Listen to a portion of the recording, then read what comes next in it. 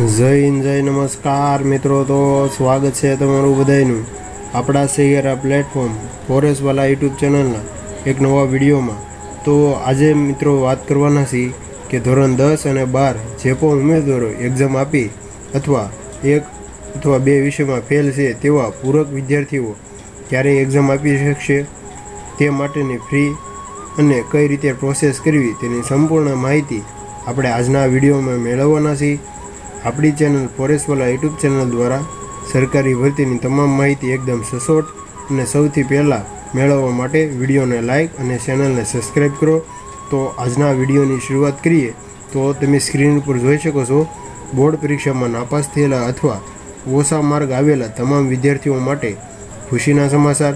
એટલે કે જે પણ ઉમેદવારો ધોરણ 10 અને 12 એક અથવા બે વિષયમાં ફેલ થયા છે તેવા ઉમેદવારો માટે GSEB એટલે કે Gujarat secondary and high secondary education board દ્વારા ખૂબ જ મોટો અપડેટ આપવામાં આવેલી છે.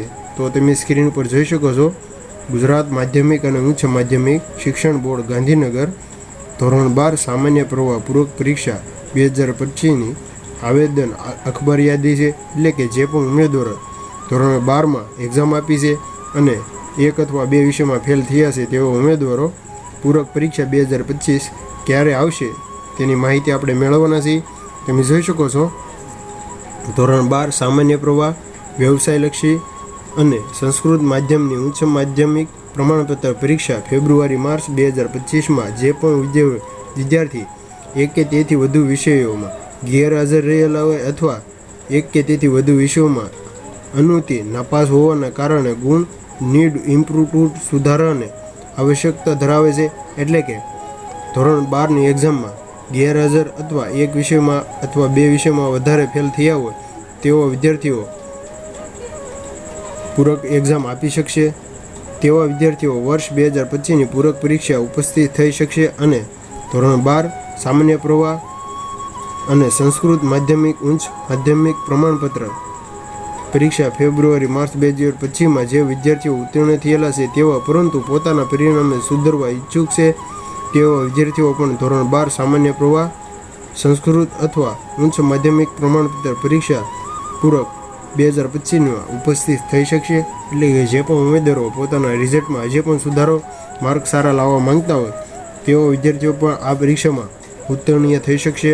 પૂરક પરીક્ષા 2025 માટે આવેદન શાળા બોર્ડ વેબસાઇટ છે www.gseb.org અથવા ઓનલાઈન આવેદન કરવાનું રહેશે. આવેદન પ્રક્રિયા તથા ફી ભરવાની પ્રક્રિયા શાળા દ્વારા ફક્ત ઓનલાઈન માધ્યમથી જ કરવાની રહેશે. આવેદન રૂબરૂ કે ટપાલ દ્વારા સ્વીકારવાની પદ્ધતિ અમલમાં નથી, જેથી વિદ્યાર્થીઓએ યાદી બોર્ડમાં મોકલવાની રહેતી નથી. એટલે કે જે પણ ઉમેદવારો એક અથવા બે વિષયમાં ફેલ છે તેવા વિદ્યાર્થીઓ GSEBની વેબસાઇટ અથવા શાળા દ્વારા ફી ભરવાની રહેશે. પૂરક પરીક્ષા માટેનું આવેદન અથવા ફી ભરવાની કામગીરી 12/5/2025થી 19/5/2025 રાત્રિના 17 કલાક સુધી તમે આવેદન કરી શકશો. ફરીદણ જોઈએ કે જે પણ ઉમેદવારો ધોરણ 12 એક અથવા વધારે વિષયોમાં ફેલ છે તેવા વિદ્યાર્થીઓ તારીખ 12/5/2025થી 19/5/2025 17 કલાક સુધી ઓનલાઈન કરી શકશે. વધારે વાત કરીએ તો તમે જોઈ શકો છો કન્યા ઉમેદવારો અને દિવ્યાંગ ઉમેદવારો સરકારશ્રીએ પરીક્ષા ફી ભરવા મુક્ત આપેલી છે.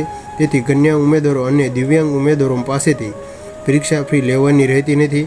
એટલે કે જે પણ ઉમેદવારો કન્યા અથવા વિકલાંગ છે તેઓ માટે સરકાર દ્વારા કોઈ ફી રાખવામાં નથી આવેલી, પણ તેઓએ ઓનલાઈન રજિસ્ટ્રેશન કરાવવું ફરજિયાત છે. ત્યાર પછી વાત કરીએ તો કન્યા કે દિવ્યાંગ ઉમેદવારો સીટ નંબરની સામે ટીક માર્ક કરી રજિસ્ટ્રેશન કરવું. વિદ્યાર્થીઓ સીટ નંબરની સામે ટીક માર્ક ન કરેલું હોય તેવા કિસ્સામાં કન્યા ઉમેદવારો કે દિવ્યાંગ ઉમેદવારો પૂરક પરીક્ષામાં ઉપસ્થિત થઈ શકશે નહીં. એટલે કે ખાસ તમારે સીટ નંબરની સામે ટીક કરવાનું રહેશે. ઓનલાઈન આવેદન કરવા માટે તથા ફી ભરવાની સૂચનાઓ ઉપરોક્ત વેબસાઇટ ઉપર મૂકવામાં આવેલી છે. એટલે કે જે પણ ઉમેદવારોને વધારે માહિતી જોઈતી હોય તો તે વેબસાઇટ ઉપરથી મેળવી શકશે. તમે જોઈ શકો છો તારીખ 12/5/2025 લેટેસ્ટ અપડેટ છે અને સ્થળ ગાંધીનગર તરફથી આ ઓફિશિયલ ન્યૂઝ છે. તો જો માહિતી સારી લાગી હોય તો તમારા મિત્રોને શેર કરજો અને આવી સરકારી ભરતીને લગતી માહિતી માટે ચેનલ ઉપર ન હોય તો ચેનલને સબસ્ક્રાઈબ કરો. તો મળીએ એક નવો વિડીયો સાથે. ત્યાં સુધી બન્યા રહેજો.